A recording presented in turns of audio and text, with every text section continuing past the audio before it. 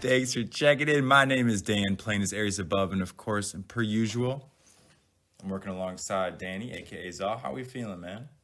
What's up, everybody? I'm feeling great. Feeling great. Friday's coming up, so that's exciting. Got a pretty tight schedule today. I bet you we go overtime. I almost guarantee we go overtime. I'm gonna check back in on our goals. Everyone's, I know, has probably forgotten about those. We're gonna cycle back to them. I'm gonna do a quick story time. Danny's gonna keep us in check. I'm gonna quiz him on his MTG knowledge. We're gonna talk about the color circle and pie, and then the big topic of our episode today is cracking open the role of ramp inside of historic Brawl. You ready, Pena? Let's go, man. All right, man. All right, checking on goals. Start with you. You scooping? Yours is not scoop. I scooped today. You scooped today? That's okay. You know what? But it's funny because I did it without even realizing that I did it. But I noticed when I did it, and I was like, crap. But it was just once, so I'm like, okay. But we're doing better because, I have a screenshot of a game that I played a while ago where I was absolutely dead on board, but I can tell that the other person was having a good time. So I stuck it out, and I ended up with negative 74 life, and it was great. So, we're doing better. We're doing better. So you just talked about a time where you had fun not scooping. Right. Kind of weird, right? Like, knowing I was going to lose, but, knowing that it was all happening in a very cool way. So that's why it pays off to stick around, It pays it out. It does. So mine is and I'm not having fun with mine. So mine's play more control, right? So I'm playing right now a Just Guy, just control, land go deck with Narset and then, the wheel trying to, just draw 7 cards, refuel, and shut down my opponent. And it's so boring, dude. Come on. What do you the games? I have 15 mana, and there's 10 turns left. I'm like, this is just not. This is taking forever. How many cards did you have in your hand? That's the question, sir. Why? How many should I have? What should I be in? I had 7. I had so many. I was fueled up, ready to go. That's not enough. That's not enough. You should have had at least 3 times that. That's why you weren't having fun. You probably didn't have a lot to do. You needed more cards in your hand. I need to draw more cards. I need to draw more cards. No triggers on board. Just fill my hand up, right? Just fill your hand up. Yeah. That on its own is super intimidating. I've had people scoop to me drawing 14 cards because they're like, there's no way. That's so much gas, And for all they know, I could be drawing a bunch of lands and they wouldn't even it'd still be scary. I have learned actually is just trying to play more control that I don't have a counter when I need one as much as I thought I would. Yeah. Funny how that works on Arena, huh? But yeah, it sucks when that happens. More often than not, you end up drawing the counter literally right after you needed it, which feels bad. I guess I'm not talking about bad beats. I'm more so talking about I guess I never really reflected on the whole concept of you hear it, it's make them have it, make them have it, make them have it. Yeah, absolutely. I think that if anything, playing control. I wasn't trying to complain oh, poor Dan not drawing his counters. It was I think as an aggro player, I'm gonna shove more and attack more and because it's make you have it, because if you don't, oftentimes control just loses or can't catch up. But if you kind of stall a little bit and try to play around a counter. And they just let me just draw 15 here, and now I win instead of making them have it. That's kind of been my one takeaway, but that's good. And again, playing control isn't all just about countering spells, right? You can absolutely. There's other things that you should be focusing on besides just countering spells. It's all about getting a tempo and getting ahead on your opponent. So sometimes you have that counter spell, but you don't necessarily have to use it. Well then, okay, here, help me craft my goal for this week. So I'm gonna play more control, but give me a little weekly little sub goal here, and we'll cycle back next week and see if I hit it. Sure. Let's see.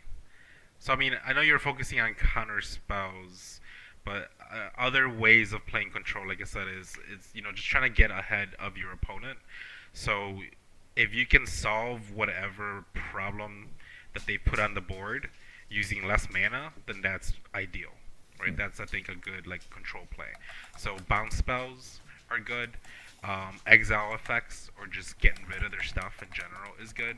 So that's always like a good backup because you're right. You're not always gonna have that counter spell, but you might have a murder in hand, right? And like that's just as good because once it resolves, you can get rid of it.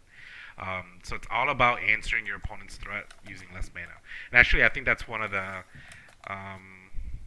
that's one of like the little hints that Magic Arena gives you when you're waiting for the game to start. So I don't want to take credit for that. That's definitely something that I've seen there, but that is on point in terms of like being a control player. It's just having answers, and also like knowing when to use those answers because you don't necessarily have to counter everything. Today we're going to talk a little bit about ramp, and when we get to that discussion, I think we can ask like, do you want to counter the ramp spells or you want to counter the thing that they wrap into? And I think there could be an argument for both of those things. So we'll talk more about that in a bit. But there's a lot that comes into play when you're playing control. So that's just one of those things. Yeah. Well, thank you for that. Here's what I got for this week. Take note of tempo plays throughout the week. Specifically, I'm going to try to just make a more considered effort to capitalize on opportunities to like take a mana advantage. If it's like a 2-mana spell, use my 1-mana bounce. If it's a 5-mana spell, use my 3-mana enchantment removal spell and start taking notes of those opportunities. Yeah, Did I get it? Absolutely. Yeah, absolutely. Mm-hmm. Right. All right, I'm growing. God, this stinks, there you go, man. Little by little. This stinks, though. We'll see. All right, so let's hop into our story time. And the point of this one is, like I said, let's just get on the same page about what everything is. There's so many terms and jargon in Magic. We decided to look at MTG Fandom, their wiki, their color, and their whole explanation of the color pie and individual attributes of the colors, because really we wanted to figure out, okay, well, what's the role of ramp? That was kind of what started this. And we realized, okay, wait a minute. We probably have to unearth what each color is trying to do to figure out the role of ramp in it.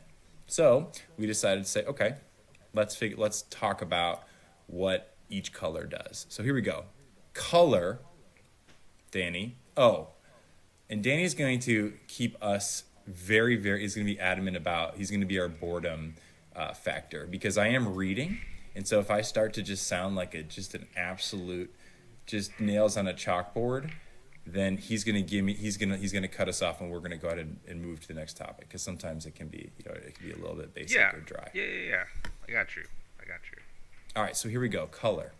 Color is a basic property of cards in Magic the Gathering, forming the core of the game's mana system and overall strategy. There are 5 colors, sequenced. White, so they make it part of the order. White, blue, black, red, and green. This arrangement is called the color pie or color wheel.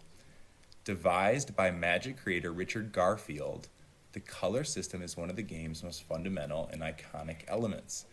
It gives the game diversity in its cards, effects, and play styles, while preventing any one deck from having every tool in the game. Side note here, coming out of narrator, this is why we bash flair. We say stop with sleeves and flair, just how you play is a reflection of you, right? It's page absolutely. 1 right here. Yep. All the identity is in the color pie. Like that's all you got to worry about. Give me a thumbs up if I should keep going.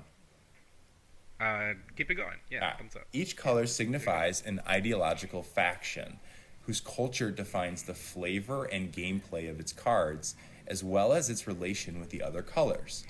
Each color has its own means and motivation for doing battle in Magic, which tie into its strengths, weaknesses, and unique mechanics. Head designer Mark Rosewater has written many articles about the color pie, both on its portrayal in universe and its implications on the design and development of cards, and you'll probably hear that as D&D and like Magic content. Note that colorless is by definition not a color. Okay, I'm going to pause there. Danny, any reflections or just keep going? I think we're good there. The word culture though, like, man, what a loaded word, and I'm glad that it's part of their definition, because in the world of Magic the Gathering, we visit so many planes, so many different. I mean, I would say races, but like creature types, I guess. I don't know. Like just there are literally like a multitude of different cultures that get explored, and it's so cool that there's so many different planes and worlds and cultures, and yet they all are still somehow intertwined and associated to these 5 colors. And like that's just amazing. I feel. So like, anyways, that I got hung up on the word culture. It's great. It's a cool little, sociology thing there. Anyways, I think we're good. So like, yeah, color is dope in Magic. And so I keep reading about like that we have about 2 or 3 more paragraphs, and then I actually wanted to cycle. I was thinking we cycle back to that question about if I read these last 3 paragraphs, how was like culture defined in these 3? Is that all right? And I'll go fast. Yeah, Sure? let's go. Is that okay? Yeah, You sure? Yeah. All right.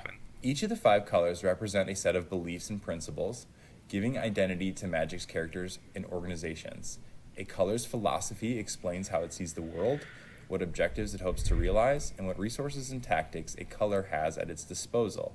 This dictates which card types and abilities thematically fit within a color, allowing the game's flavor to connect with and even define its functionality.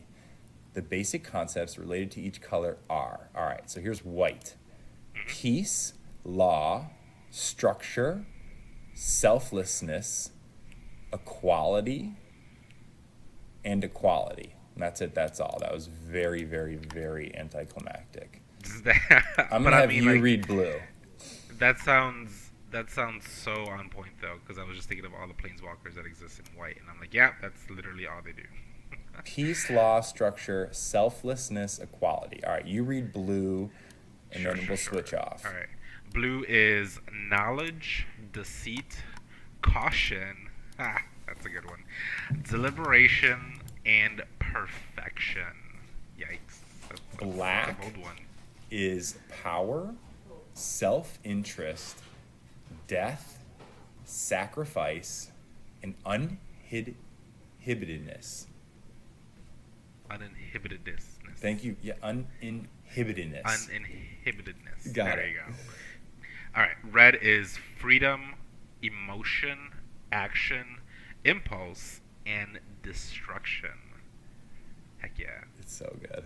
Green is nature, wildlife, connection, spirituality, tradition. Interesting. It should be noted blue is you, and Wooburg, commonly like referred to the color pie, you may hear that too. Wooburg, Yeah. W is the white, U is the blue, B is the black, R red, G green. You're an art teacher. Is this related to the color wheel at all? Not at all. No. This is completely just within the world of Magic. But they said sequential, so that's kind of what's making me think that it was intentional. Like, why? I think Wooburg? there's. I mean, I'll have to. Do you know? Maybe look at it a little bit deeper, but off the top of my head, I don't see a correlation necessarily there. Because, I mean, if we're thinking of the traditional color wheel, like, white is not a part of that, and neither is black. Technically, white is the absence of color, and black is the presence of all colors. If we're talking about the physicality of colors, but if we're talking about the colors in terms of the light spectrum, white is actually the presence of all colors, and black is the absence. So, like, but regardless, none of those are in the color wheel. So, I don't know, but I'm sure there is some history. I'm sure there is some history in terms of like why this sequence is what it is. 2 more paragraphs, and let's see if it cracks our code. The colors form the cornerstone of Magic's mana system. Each color's way of thinking and acting are reflected via cards of that color, having access to exclusive abilities and an affinity for certain aspects of play. But these are balanced by natural vulnerabilities, in that a color may lack a given skill set or have trouble handling certain problems. A player can offset these weaknesses by adding cards of another color, but this versatility comes at the expense of a consistent mana base. And that's why ramp, or things that fix your mana, can be so key, right? Yeah, absolutely. I think Tomer on MTG Goldfish said he likes to put what's the 5 mana chromatic lantern that fixes all your mana, lets all your mana tap or whatever. He's like, I just like Yeah. to put that in my commander decks because I can slow brain. I can like smooth brain the rest of the time. I don't have to think about how I use my mana. So I always thought that was good. Yeah, no, it comes in handy. There's a lot of cards that do that in Magic, and it's pretty important, especially if you're playing. I think more than two colors. I think it's definitely an auto include if you got it. The color pie is portrayed as a circular pattern, clockwise in order: white, blue, black, red, and green. The back of each Magic card depicts the color wheel in the form of round colored gems. Adjacent colors in the wheel will be relatively similar in ideology and are known as allied colors. White's allies are green and blue, for example. In contrast, colors on opposite sides have radically conflicting views and are referred to as enemy colors. White's enemies are black and red, for example. While a set may occasionally feature enemy colors working together, a color is much more likely to work with its allies and against its enemies. More so if two allied colors join together against their shared enemy. Most blocks feature at least one cycle of hoser cards, typically with abilities that negatively affect one or both of a color's enemies. All right, so that's it. That's all the story. So that was pretty cool. I learned actually a lot about that. I didn't know that the sets were designed like just, with that kind of strict heuristics. Yeah, no, I mean that's really cool. And I was thinking of how in the first paragraph you mentioned, or I mean, it was mentioned that there's certain limitations. When you have all these different colors, you have a variety, but there's also like limitations to make sure that not everyone has access to all the tools when you're playing certain colors. But funny enough, I'm a huge fan of like 4-color, 5-color decks, because I like to just have it all. But a huge component of making that deck work is rape, right? Fixing your mana base, which is what we're going to talk about again in a little bit. But that's really cool. Enemy colors, hoser cards, yeah. Those are great too. I mean, there's islands there's blue spells that destroy mountains and or like red spells that destroy islands, green spells that destroy islands. There's so much hate for like specific colors. It's pretty gross actually. I'm happy I don't play with anyone who actually runs those cards. Back to your question about culture, dude. Yeah. Diversity of culture, you respect that?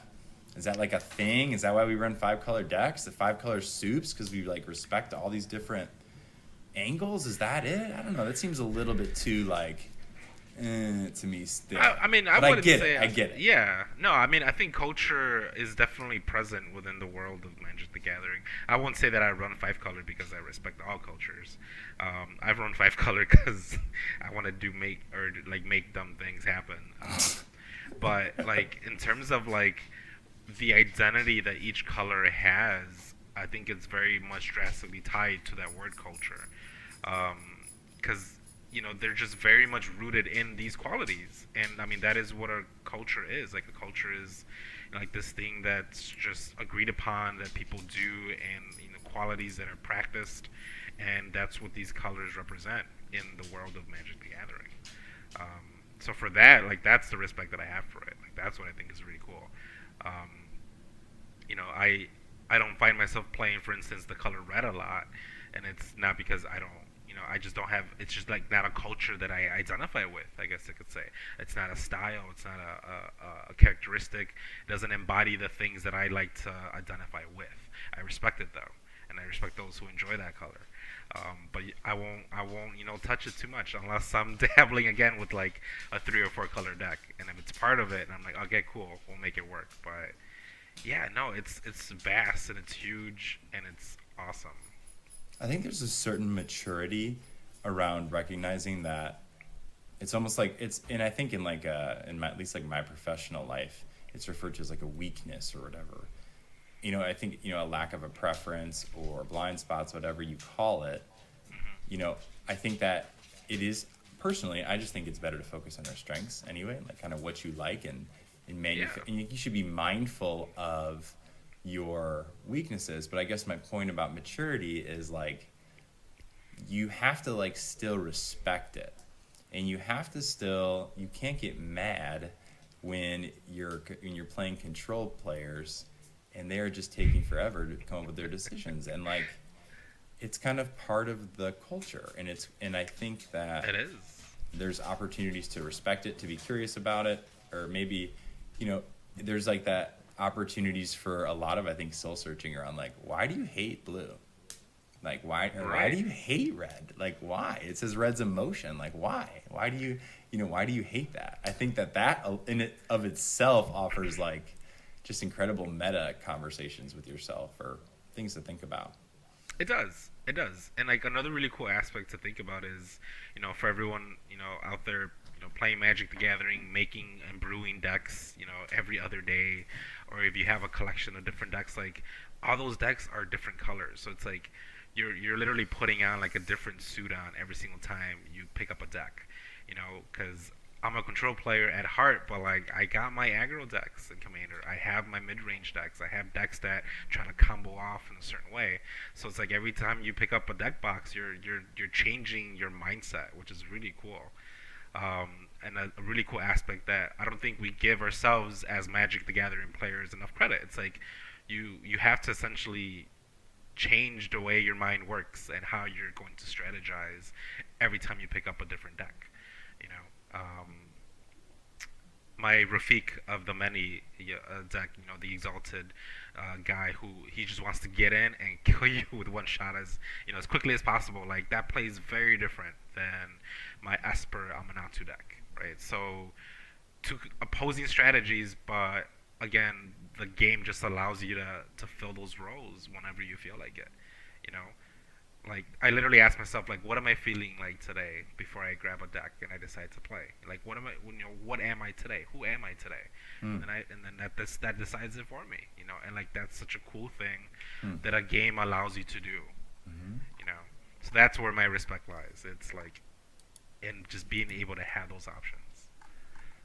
Well, shout out to MTG Fandom, and we'll put the link in like Yes. underneath the YouTube for the like. I'll be honest with you, I read and write a ton. That's some great writing. That was good. Like that the was clarity in that was like really, Yep. really. I think they did a fantastic job Like, with that. for anyone who's interested in Magic and like they're trying to get into it and they need to get an understanding of why there's all these colors and what they all do, like there you go. And I'm gonna push there because I work with teachers. We talk about that a lot, and like Yeah. I work in teaching.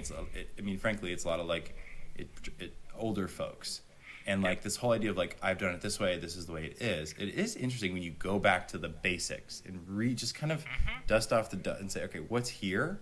I know this. Let me just like reaffirm myself. Like Yeah. that stuff, even just that paragraph was just kind of nice to reaffirm some of the language and things I thought, but I was never sure. Like I said, there's so much jargon. Yes. You ready to start talking about rant?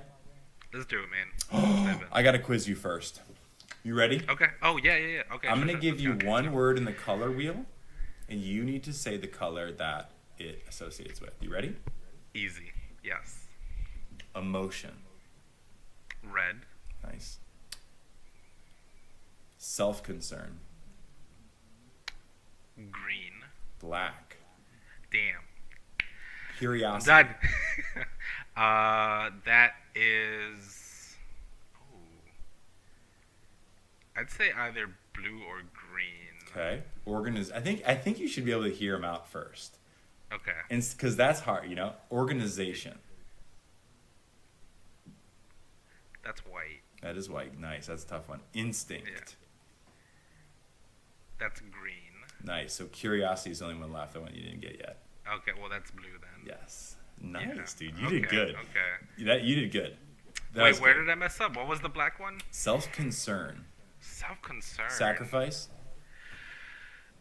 That seems like the most opposite thing about self-concern is like sacrificing things. I mean, as someone who plays black often, like I'm never concerned about my life total or anything like that. So that's why I didn't like associate that at all with black. I'm like, I think yeah, a I'll priest pay- of the forgotten gods. tap sack 2 manas. Okay. Tap sack 2 creatures, opponent sacks creature, you Right. gain 2 life, draw a card.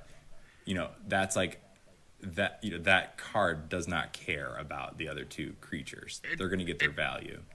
Right. I think that's what that's saying. I get what you're saying Maybe. though about that word. I mean, I'm thinking like the enchantment Necropotence. I'll pay 30 life and draw 30 cards, whatever. On my Titanic's turn. Like, so that's what I was thinking. So self-concern, that's an interesting one though. That is an interesting one. I could see it, but that one got me. All right, Cool. so let's this is a good spot to transition to. Okay, now that we've kind of touched our base about color, we know white is about organization, blue curiosity, self-concern black, emotion red, instinct green. Danny and I challenged ourselves with, okay, what cards help ramp this color specifically? I think, Danny, though, we need to start with why is ramp so important? Yes. So, and is it required? Let's start with that one. Is it required? And then we'll answer why is it so important. So I before we even dive into that, actually, so let's go even deeper first. Back it up. I think we need to define what ramp means, because in my mind there's ramp, and then there's mana acceleration, and that's how I see it as like 2 different things. So ramp is getting ahead on mana through permanence, so like getting lands out or getting mana rocks out, whereas mana acceleration is a temporary thing that allows you to get more bursty with your mana in a given turn. So casting Ironcrag Feet to like get 7 red mana, that to me I wouldn't consider that ramp, because like it's a one-time thing. More combo so I think based. there's a difference that I think we should establish. Your rituals, things like that. You're not counting that as ramp. I don't. I think it's a kind of ramp, but it's like, so like there's ramp, but then there's like a subsection of ramp. So I just want to make sure that there's like, I guess, a clarity in terms of when I give examples of certain cards, like I'll be distinguishing between ramp or mana acceleration, because that's where it depends on, like, we can tie it back to now your question of like, do you need it in a deck? And the question, or the answer is yes, but also it depends, because it depends on your strategy as to what kind of deck you're playing. I can see an aggro deck making more use of mana acceleration and less use of more traditional ramp, where you're getting permanence on a field. I can see control decks and mid-range decks using more ramp, like permanent forms of ramp, and less mana acceleration. So it depends on the type of deck that you're playing. Does that make sense? Oh, I think you did an excellent job explaining the difference. But specifically this heuristic, that's really interesting, of like a permanent.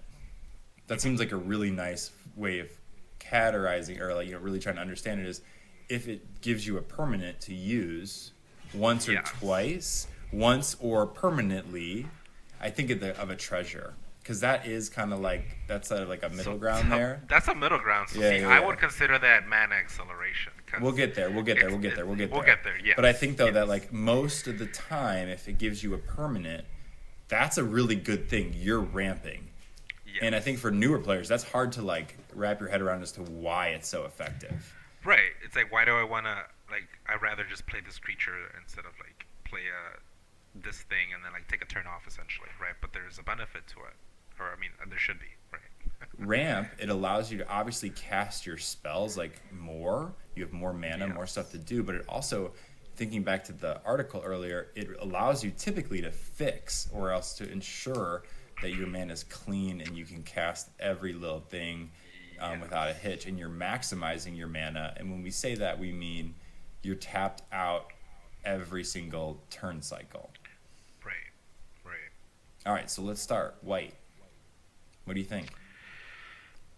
In terms of ramp spells, I mean, I got some for us if you want me to go with white. So you can go ahead. I mean, I have a list of mana rocks, essentially, but let's hear what you got. Well, how about we start with those? Because those are the staples, I think. And I think when people think ramp, they're thinking exactly what you're saying.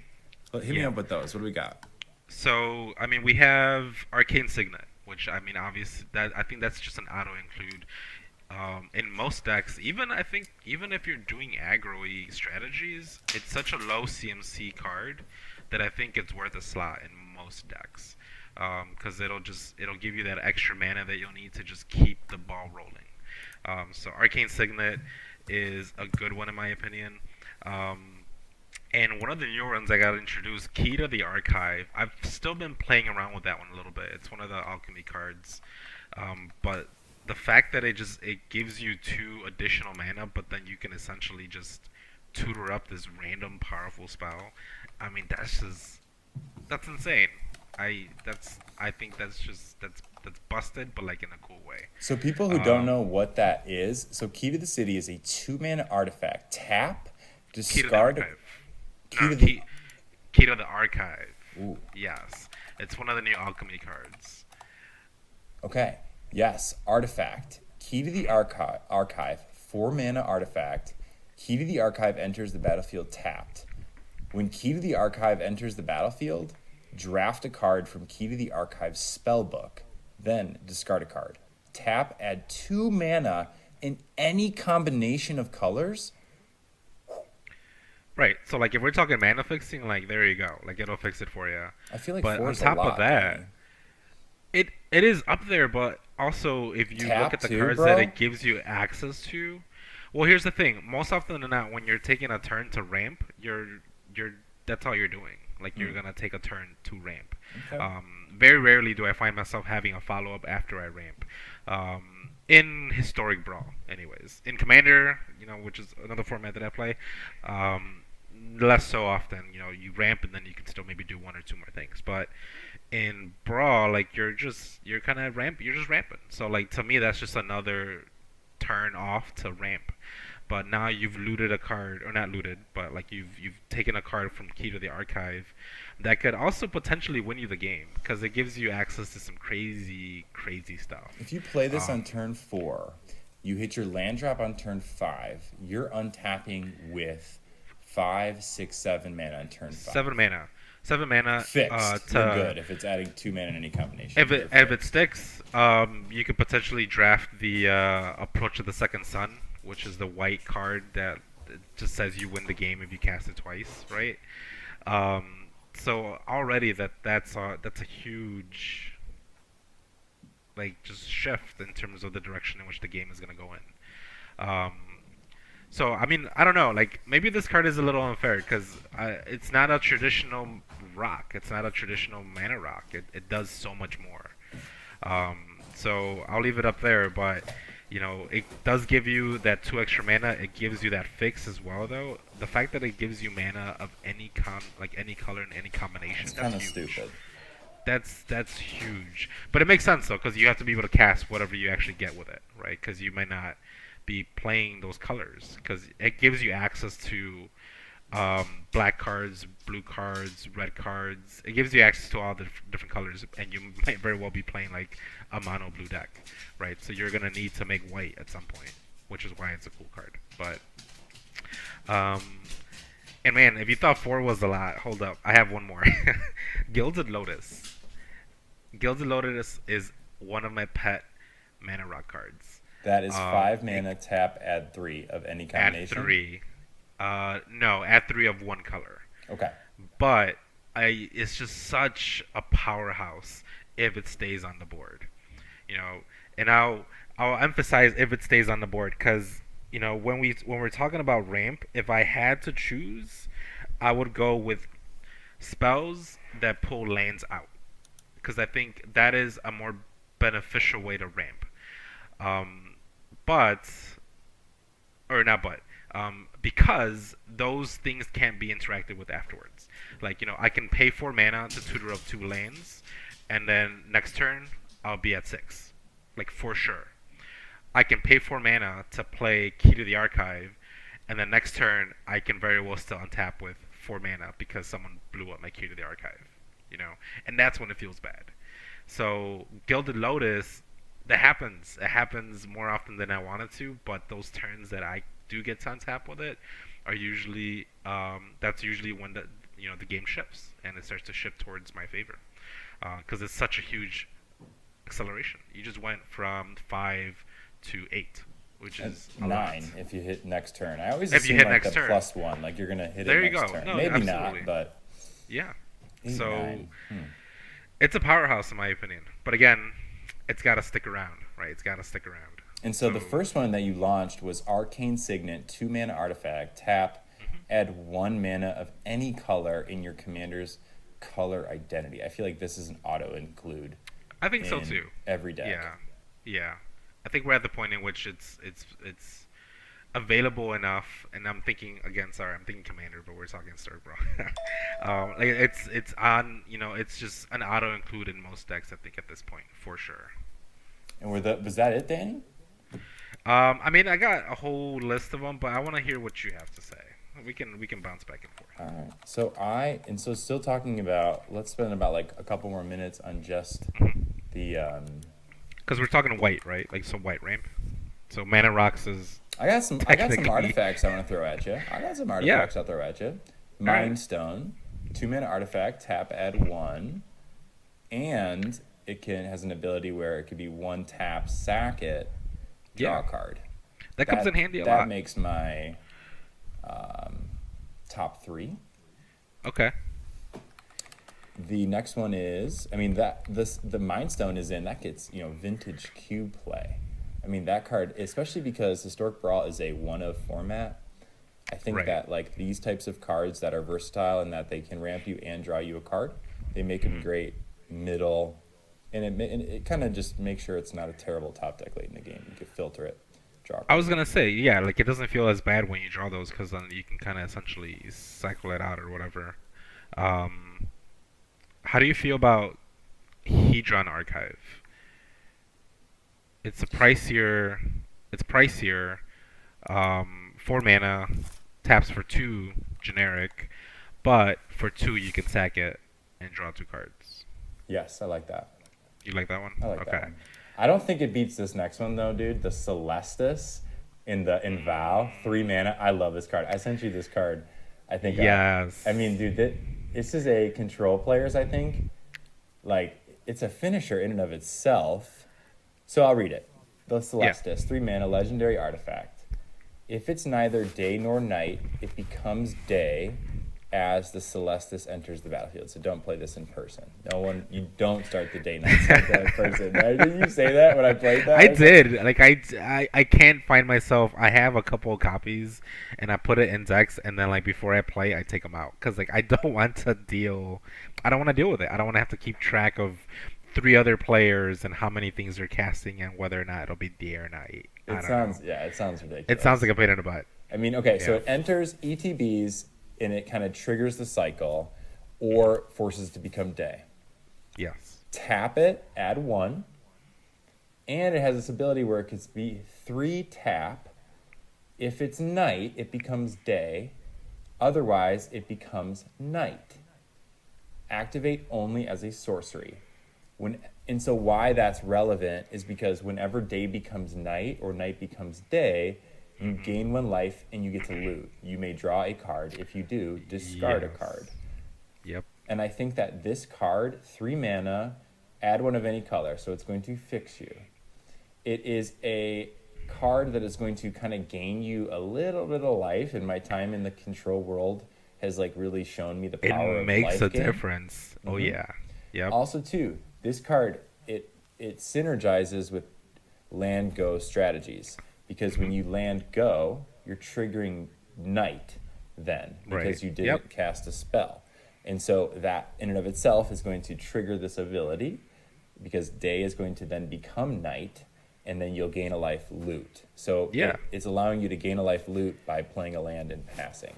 Pretty Absolutely. cool. You're getting rewarded for not doing anything, which is the dream of a control player. So I think it's a huge must include, I think, in any control deck. If you're looking to ramp a little bit. Like it's all upsides. It's all upsides. Well, that's going to wrap up the artifacts. I think the most interesting one was Key to the Archive. Interesting. That's really interesting to me. It's like I said, I'm still like it's such a strong card.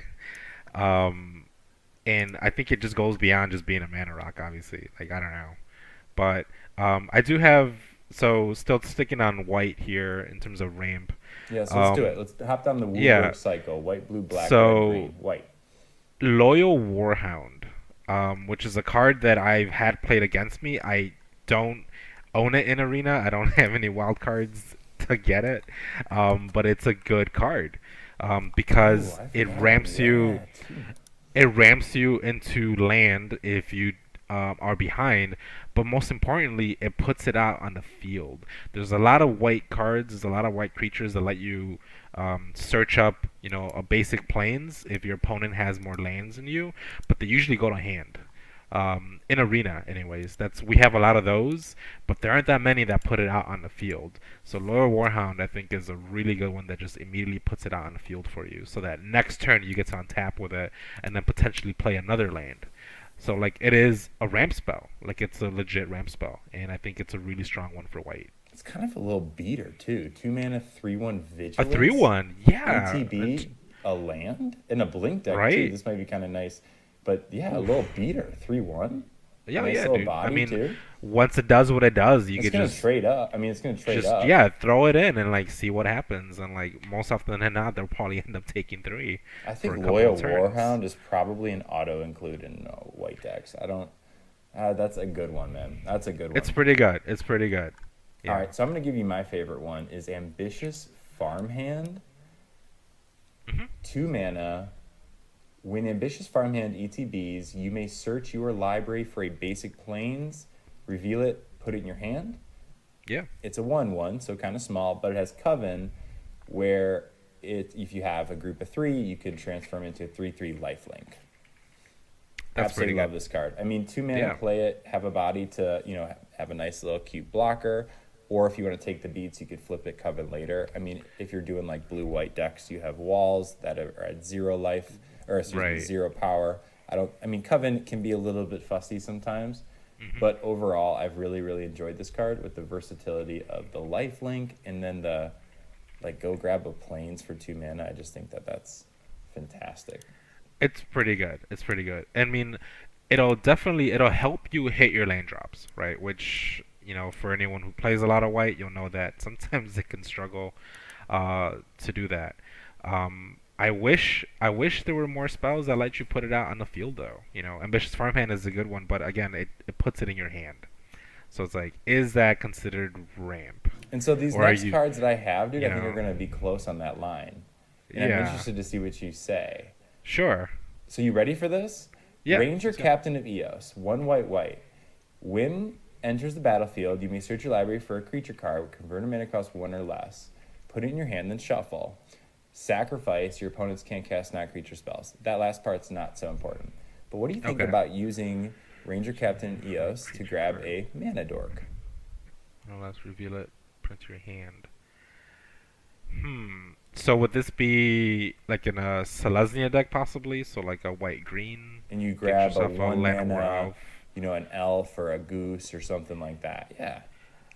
To I help could you ramp out, permanent. I to could help you see that tap your mana. happening. Maybe not the Yeah. best use of this card, but a ramp option. It is a ramp option, right? So this, let's see, this do cost three. So like, I mean, depends on the strategy again of your deck. Do you want to be playing in a Llanowar Elves turn That's a great point. four, But or if your turn goal is to yeah turn four. ramp, if your goal is to Yeah. ramp, so see, so then that's where it runs interesting. It's like Mirari's Wake, where it's like +1/+1 lands tap for double. Like I feel Right. like in a Selesnya deck, you're gonna want that, and so I see why that would not really jive with that strategy. Yeah, damn, I didn't even think about cards that double your mana. that's that's a whole other category, I That's a feel. whole nother thing. Yeah. Once you Um, start getting into green, it's obnoxious. it can be.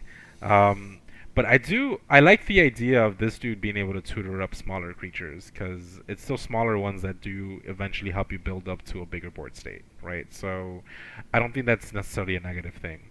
And you might find yourself in a position where, yeah, you need to play Ranger Captain of Eos to find yourself a Llanowar Elf. And I mean, you do what you gotta do. Like, it's fine. And And I there's think like that's five cool. color Yeah. soup decks too. Man, nah, you're not running one white white in a five color soup. I lied. Take that back. I take that back. That might be a little tough, A but I little mean, I bit, don't yeah, know. a little Yeah. cute, little too cute there. I agree with that. Yeah. All right, okay. So the rest of these, dude, are all Yeah. mana reduction spells. So when they're on the board, they make Ah. things one less to cast. Does that count? Yeah. Ah. All right. How about I read this I think one it and then you counts. tell Yeah. me? Let's see what you All got. right, Let's see what you got. Captain Eberhardt. This guy came out just recently, right? Double strike. Spells cast from among them, or excuse me, spells cast from among cards you draw this turn cost one less to cast. Spells cast from among cards your opponents draw this turn, one more to cast. I think the wording of this turn is weird. It's always happening because this guy's on the battlefield. Right. Right. It's like perpetually. So it's like cards are Yeah. perpetually one less for me when I draw them. They're perpetually one more for you. You like this guy? I like this guy a lot. We played a while ago, and you had this guy down on the field, and it was actually destroying my strategy because I was drawing cards that I needed to be able to cast in that turn actually, but I couldn't because of him, right? So it is such a white card, and the effect of it being able to reduce the cost for your stuff, that's really powerful. That's really, really powerful. I'm so glad that like Soul Ring isn't a thing in Historic Brawl because like imagine this dude being on the field, you pull a Soul Ring off the top and like okay, well you just immediately went up by two, because you could just play it out. But And Soul Ring's wow, one. It's two. and It's he's one colorless, right? legendary. I just noticed he's legendary. You could build a whole deck around Oh. this dude. Oh, Holy crap! okay. Like in a card advantage engine too. Like everything you draw. Absolutely. This turn Yes. though, right? So if it's bounced, or no, if it's bounced, you're good because like most likely Dude, you I drew a just card. That's pretty I interesting. just had a really gross idea of using Helm of the Host with this guy. That tends to be my route a lot Helm when I of see the busted Host creatures. with Captain Eberhardt. All your spells are free. You are a savage. Essentially, right? That's good, dude. That's Oh fun. my gosh. Someone out there listening, please put this together and let us know how it works. um, but yeah, okay. So, all right, going back to the original question though, is this ramp? I mean, based on the definition that we've established, no. Okay. But is it? I mean, is it a card that you should play in white? Probably. It's good. Probably. It's good because you're still at the end of the day going to be able to cast your spells, right? Because they're gonna cost less. It makes it so that you don't have to ramp, if anything, right? So I think that's good. That's a solid piece. I'm glad we found some winners in white. So let's go to blue. I couldn't find anything in blue except Cosmos Charger, 4 mana Flash Flying Horse. Foretelling cards from among your hand cost 1 less and can be done on any player's turn. I actually think that foretelling is an underrated mechanic, personally. But I don't know about that. I go back to blue. I couldn't find any permanents in blue that did what we wanted to do. Yeah, I mean, for me, permanents are. I would just have to rely on mana rocks, to be honest. Like some of the ones that we listed, there isn't a lot of access to that in Historic Brawl, unfortunately, for ramp spells for blue. Yep. But again, mana reduction though, that's pretty good. Or I mean, even better, just cheat it out because blue has a couple ways to just bypass mana in general, right? Just like who needs it? Here's an omniscience because I just mutated my one dude. I forgot his name, but he's a 3-color mutate guy, red, blue, green teamer color. That's a fun deck that I've lost to many times, but it just completely bypasses having a ramp because you just poop out an omniscience and you're fine. So if I'm playing a blue deck, dude, am I just doing like stuff cheat or do mana rocks? Like, do you think? I think so. For the most part. If it's just solid mono blue, it seems like it. But the good thing is there's like a lot of good mana rocks that work well And then if you're in blue, you'll probably be able to protect them as well, which is really important. Because again, throwing down a permanent that's a mana rock, you're hoping you get to untap with it, right? So you might be able to protect them in blue, which is another powerful upside to that. All right, so that takes us to black. You have any permanents in black you want to talk about? Permanents. There is. I got one. Priest Go of ahead. the Forgotten Yeah. Gods. Sack 2 Okay. creatures. Any number of target players each lose 2 life. You add 2 mana. You draw a card. Solid. I mean, that requires a little bit of setup, but mana and ramp nonetheless. I do think, though, that you're saying that's like more that acceleration piece. So I don't know if that qualifies. It is. So I think black has more acceleration. Okay. So for me, I was thinking Dark Ritual, right? Okay. One black, Yeah, okay. add 3 black. And you're playing like 1 or 2 spells that should just end the game. Right. So that is usually a little bit more bursty. When it comes to Historic Brawl, though, I do lean a little bit towards Nyx Lotus, which is a bit of a gamble card because, again, you're hoping to be able to untap with it, but you will probably, if you do, you're going to get such a huge upside. So I'll go ahead and read it. Nyx Lotus. It's a legendary artifact, right? So it does enter the battlefield tap, but it says choose a color, add an amount of mana of that color equal to your devotion to that color. And black just has a lot of permanents that have a lot of black pips on it, a lot of black symbols. So if you're able to untap with this, you'll probably be able to tap it for a lot of black mana, right? So that's a huge boost for sure. Specifically black, that's interesting to leverage the devotion mechanic. Wow, that's Yeah, cool. because like I don't know, like I feel like That sounds fun. in Historic Brawl, because I'm also thinking of the cards that we have access to, like in Historic Brawl, and like black just does lean a lot towards devotion-y kind of effects.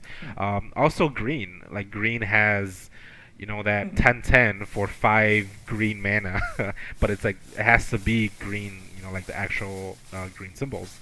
So like with the Nyx Lotus out, it's a huge boost. So that takes us through black, and we got red, which all I could think about was, Magda gives us treasures on a tap and attack, or if you crew a vehicle. I've never really if you trust Magda as like a ramp. I don't know. I don't think that's a really safe way to build a red deck, and not really what you want to be doing. It is a Probably perk, not. Though there's a lot of cool strategies that are out there that tap your creature. Like you don't have to attack with her to make a treasure. She just needs to be tapped, right? So there are cards that allow you to tap a creature to do something else, right? So if you're able to tap her, you'll make a treasure, which is pretty good. But she's also pretty cheap. She's 2 mana, so you might actually be able to swing in once or twice before your opponent actually gets something legit on the board, right? And like that'll give you your acceleration as well. I think for red though, red is like in the in-between zone because we have mana rocks, but they have the mana acceleration that makes permanence but then goes away. And I'm talking treasures like with Magda, but one of the newer cards, Unexpected Windfall, which is an instant. You discard a card, you draw 2 cards, and you make 2 treasures. So it costs 4 mana. So if you're on turn 4, yes. you're gonna untap with 6 mana. Yes. And that's pretty good. Brass Bounty, which I think is an overlooked card, but I think if you're playing a mono red control-y deck, this might be the card that lets you put it over the edge. And I can go ahead and pull it up so we can read it, but it's a pricey card, so you need to already have that mana to be able to get a benefit from it. But what it says is it costs 6 and a red. It's a sorcery. It says for each land you control, create a colorless treasure artifact token. So that's double your mana. You're essentially doubling your mana if you are casting this with 7 land, right? If you have 7 land, and on top of that you have mana rocks, and you have other things that'll Iron Crag Feet, which is a sorcery that adds 7 mana. um, you know, whatever expo you have in your hand, you're probably gonna be able to one shot your opponent at this point. So this is a card that I think could see some more play, but it's like definitely situational. Like if you're gonna cast this, it's because you're about to win. Like if whatever you're gonna use this for, it's so that you're about to win. Um, it's a fun card, and it's 7 mana. It's like such a dumb amount of mana to have to pay for it, but like the effect is so cool. It's such a cool effect. And I think I'm gonna wreck your face with an X Spells Tribal deck here soon. Oh Just please, ramp, that'll be great. and then just do X Spells Tribal and see what I can do. Let's see what happens. That sounds so fun, dude. Dude, with all these treasure mechanics, I think it's absolutely powerful and doable.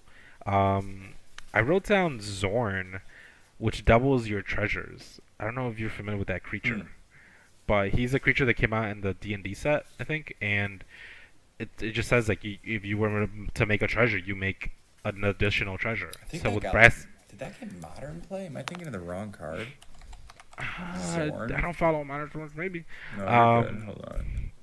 Yeah, but like, it just seems so fun and dumb and janky. Like if there's a Zorn on the field and then you cast a brass bounty, like okay, cool. I just went from 14 to 28 mana next turn. I think Hope I need you to don't play have a with counter treasures spell. more in red. I need to play with treasures more in red. I do. It's so good. It sounds like there's a lot of ways so to good. win. Just like win with that. Like that is like kind of the focus. I think so. Get a ton I of think so. treasures and just cast a bunch of my stuff and thanks for playing.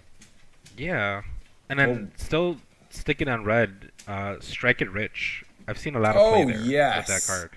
Yes. I think that's a great card. That's such a good card. What does this do? Hold on. Let's read this. Yes. Yeah, Create 1 mana, create a treasure token. 3 mana, create a treasure token. done. Talk to me why that's good. So yes, this isn't legal in. Dude, Historic Brawl. Yeah. is it really? Yes, I've Okay. had it played against me. So this Talk to is me- an wait, example really?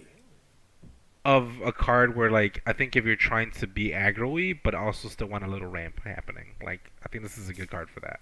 Because again, if your strategy is to be an aggressive player, you're trying to kill someone super fast. This is You probably don't want to hold. You don't want to take a turn off to play, Chromatic Lancer. No, you wouldn't play that in Mono Red, but like a Celestis or something, or a Gilded Lotus. Like that's a whole turn that you could have done like 10 damage or something. But if you're just spending 1 mana to make an extra treasure, so that next turn you can do that damage, like that's amazing. I think that's such a huge payoff. Turn 1, cast it. So by turn 2, you'll have 3 mana, and like potentially cast your commander, whoever it is that you're playing. Like that's busted. It's such a good card. And especially And then- with the like synergizing with any of the combos we were just talking about earlier, doubling effects, copy the Yeah. sorceries, whatever, Yep. silly. Like, I could see the- how this could get out of hand. And the flashback mechanic, I yeah, mean, just right, like exactly. down the line, Yes. it'll come back again to give you that extra bump that you'll need down the line again. It's such a Good good find, card. dude. Good find. Yeah. Strike It Rich. I like Strike It Rich. I think That's if a we good were one. like, that might be one of the best ramp spells in red next to Unexpected Windfall. I think that's a fair takeaway. I like that. I think so. Yeah, I think so. That and Iron Crack Feet is pretty Iron Crack busted Feet. in my opinion. I mean, it's such a fun card. I mean, the art on it is beautiful as well. So like that's definitely what attracts me to it. But like it's one red makes 7 mana. So you just went from 4 Not to lands. 7 This is mana. acceleration, though. You're talking about. This is mana acceleration. That was a yes, this great, is mana that was a acceleration. great thing to discern at the onset of this, because a lot of our stuff is falling into that camp. Yeah. Yep. And so that brings us to the father of ramp, or the mother of ramp, or I shouldn't even genderize it. The best color associated with ramping, and that's green. Green. There's Right? so many. And I don't even think we need to necessarily waste our time. Maybe talk, because we're exactly at an hour. This is pretty good. And it's interesting through like our one pattern I've heard between you and me. All my ramp spells are 3 or less. All yours are like 4 or more. It's funny you said that because for the green one, I actually have a really good one that costs 2 mana. All right, what do you got? Explore? No, Because Okay. I whiffed with Explore. I mean, I run it, but I've whiffed so hard with Explore sometimes. Because you got that 2 mana, you just played your land, and you're like, maybe I'll draw another land off the top. You're And you don't. playing this expecting that's greedy. That's greedy. But you have to play Isn't this it? on two, right? I I don't mean, know. No, you don't. you know, that's just me. No, you don't. Look, I'm not saying I'm a good Magic player. I never No one ever once said I'm stated good. that. No one said I. Yeah, don't listen to me, please. No. So into the north. Do you know this one? No. It didn't even. What is So this? that has given me motivation to literally just like swap out all my basics to just make them into snow basics because of this one ramp spell. It's so good. Two 2 mana, mana. Put a land out onto the field. and then shuffle. And like I know it's just one, but like it being able to do that on turn 2 is such a game changer. Like if you're not familiar with it, if you haven't played this card, try it out. It tutors for a basic snow permanent or a snow land, sorry. So like you'll have to run some. But Dude, that's hold good. on, does it actually even say basic? Let's see, into the north. No, it's just Snowland. Okay, so if you're running those dual snow lands, the ones that are blue and green, but they're That's some snowland. strong, spicy You can fixing. pull that out. You can pull it out, and there you go. You got all your colors. And I right? feel like then For 2 shuffle mana. your library. It's not like a non-clause because green has like play with stuff revealed, so you can like sequence stuff in various Yeah. ways to help take extra advantage. But I Yep. see, like you're saying, most of the time this is 2 mana, fix something, and then like you're saying, play a tap land that was already going to be played tapped. Right. That's good, man. I like that. I don't think I've seen this have much play in my I've experience, but I don't know why. I think so. I don't know.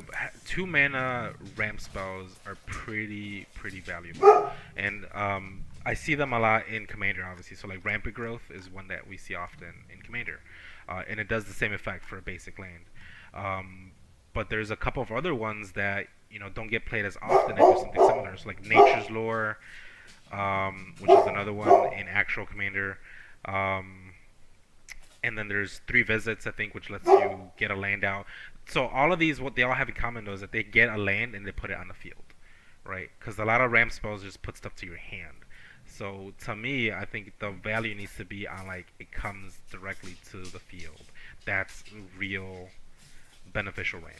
Right? This Which is card why then, I dude? think Into the North is great. This card's gonna like test that line. You ready? 2 Yeah. mana emergent sequence. Search your library for a basic land card, put it on the battlefield tapped, and then shuffle. That land becomes a 0/0 green and blue fractal creature token, and then you put a 1/1 counter on it. For That's each a good one. land you had enter the battlefield under control this turn. Once again, not a non-clause, but you're probably playing this for the 2 mana ramp, right? Oh yeah, I do run this card in my Jadzi Simic deck. It is Yeah, a I good ramp think spell. yeah, that's where I saw this. Yeah, it's really good. But this is Downside, okay. though, So here's what happened. This really quick. This I was like, Yes. oh, cool, I'll kill it. Then I was like, oh, I was wait a gonna minute. say- I I don't was want gonna to say, use that's- my yes. removal on this like 2 mana dork. you'll be like- surprised how many people do though. It's you gotta bolt the bird, right? That's what this is. So like suddenly your land is now a creature, so you should kill it. It is very tempting to do that, and people often do follow through with it. So I've played this card a lot, and people do get rid of it. You know, especially if it's early game. Like if it's turn 2 and I've casted the spell, they're gonna play their 1 mana, 2 mana kill spell and get rid of it. That seems a little aggro. I agree, but I think it presents an opportunity to set your opponent back. So I think that's why people take it.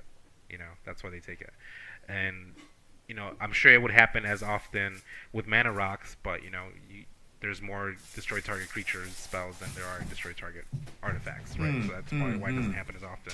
I see you. So you. this makes it That's a puts good a point. target on it because it's a creature, and I think they knew that when they made this card. I think they knew that would happen when they designed it, because there aren't a lot of spells out there that for 2 mana bring a land out onto the field. So I think that was their compromise. It's like, well, we can print another one like this, but it'll probably just die to removal, so it should be good, So I guess like yeah. if I play this in green and my opponent kills it, I have other haymakers coming. That probably wasn't bad, and that's probably going to be good. Like, I think that this is a really spicy card because, you're not going to be aggressive with this. Like, you're using this for this land, and like you're saying, Right. you actually may draw a removal spell. Yeah. I don't know, though. If your deck in green is having trouble playing mana and, like, casting their stuff, you probably lose already, right? So it's like, if a green deck is playing this card, that this is probably not the thing to kill. Is that fair? Did I have that right? I think it's fair. There's corner cases, but like a general heuristic. I'm also, so again, I am coming from the lens of like, this Jadzi deck that I play, and because people realize how expensive she costs 8 mana, they jump on the opportunity to make sure I don't get to that 8 mana. Instead of just save it till Jadzi and then kill her. Right. Well, she has, and that's the thing, she's difficult to kill. You need to have kill spells back to back more than what I have in my hand, because she has a clause that says I can discard a card and she gets returned back to my hand. So she's actually kind of tough to like remove and then force me to pay an additional tax on her. So I think people jump on this and like kill this creature that you get with emergent sequence because of the fear of Jadzi coming out. So it might depend on the kind of deck that you're playing. I don't know. Should I kill your emergent sequent fractal? I think you should. You think I should? You think I should? I think you should. Interesting, because I was just making a point why we shouldn't.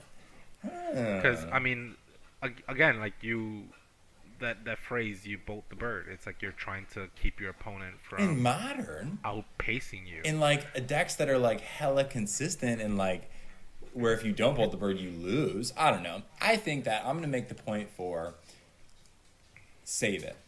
Save it and be patient. Wait for a deck like that to tap out and then just wreck them. But I think, though, hear me out.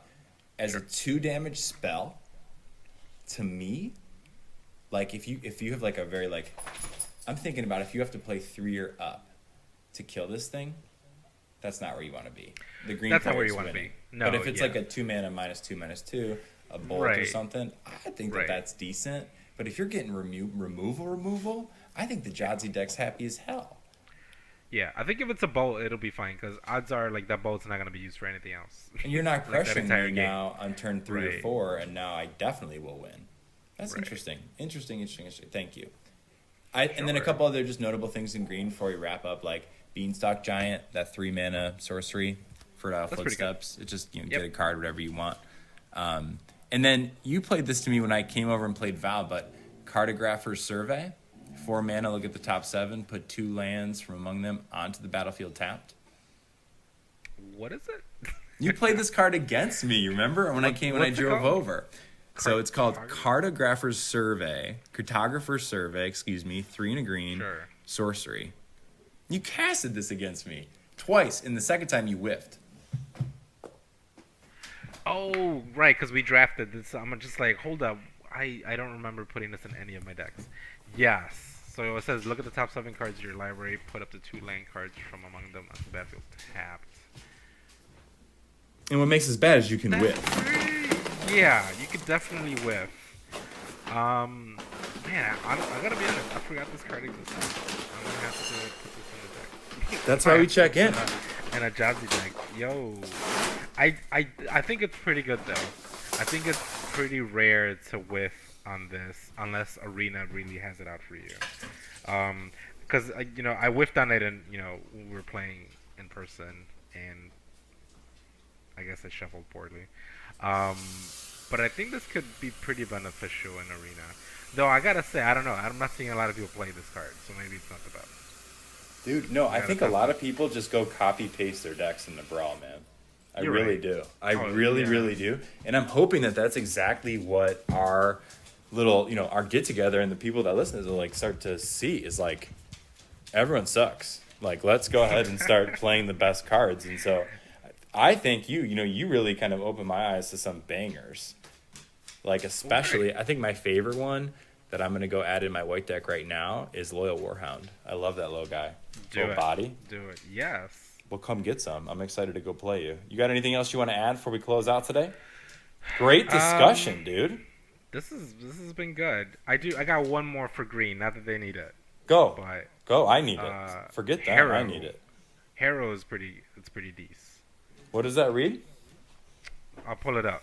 But the main thing that makes it a difference, in my opinion, is that it's an instant spell. So it allows you to ramp at a pace that your opponent may not have expected, which could be good. So Harrow is 2 and a green, instant spell. It does say as an additional cost, to cast this, you do have to sacrifice a land. But you get to search up and tutor up 2 basic lands, and they come out onto the battlefield, and they're not tapped, which is pretty important because this is a spell that allows you to ramp and then potentially have a follow up, which is pretty rare in arena if you're ramping early on in the game. But the fact that these come into the field untapped, you could potentially do something else. And the fact that it's an instant, you can do it at the end of the turn of your opponents. So you're untapping with more mana. It's a strong card. It's a pretty strong card, and I like it. You know, you've really made me, like, because I like to draft a lot. One thing that you've my biggest, I think my one takeaway is your value on the battlefield. I don't think I've ever really like evaluated cards like specifically for that and like associated with my mana. And I think that was like a level up for me as a player. So that was cool because it's like that's specific control player issue. For me as an aggro player, I'm cool with 3-4 wins. I can win games that way. Yeah. So that was good. Thank you for that. Cool. I'm glad. Yeah. I think like just to reiterate, getting lands out is what's beneficial. If you have to do it through mana rocks, that's cool too. But again, the risk is always there of like you get to untap without it. But I think permanence, like just having it stick on the field, that's what matters most. Well, Danny Pena. Well,